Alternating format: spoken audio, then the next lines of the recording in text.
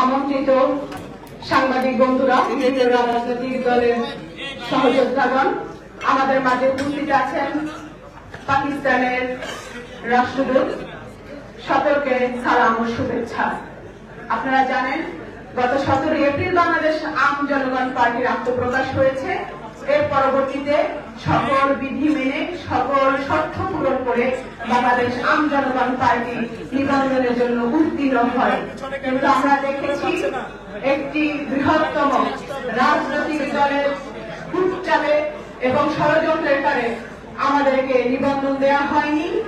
12 ফেব্রুয়ারি 2026 সালে যে জাতীয় নির্বাচন হয়েছে সেই নির্বাচনে অংশগ্রহণ করতে দেওয়া হয়নি, যার ফলশ্রুতিতে বাংলাদেশের প্রায় 3 কোটি নেতাকর্মী আমার নির্বাচন থেকে ব্যাহত হয়েছে, অংশগ্রহণ থেকে বিরত রয়েছে।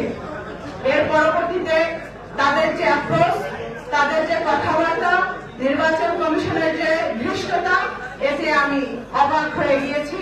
তারা জনগণের সেবক, আমাদের কাজ রাজনীতি করা, তাদের কাজ নিবন্ধন দেয়া।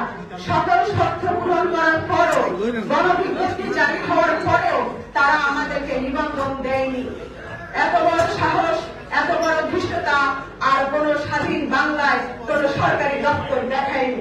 তাহলে বলতে চাচ্ছি স্পষ্ট ভাবে, আমরা অনেক ধৈর্য ধারণ করেছি। আমরা রাজনৈতিক পরিবেশ স্থিতিশীলতা রাখার জন্য আমরা পরবর্তীতে কোন ধরনের বিশৃঙ্খলা করিনি 12 তারিখের পরে। কিন্তু আমাদের পার্টির যদি নিবন্ধন না দেওয়া হয়, আমাদের যত রাজনৈতিক বন্ধুরা রয়েছে তাদেরকে নিয়ে আমরা ঈদের পরবর্তী সময়ে বৃহত্তম কর্মসূচি দেওয়ার একটি সিদ্ধান্ত নিয়েছি।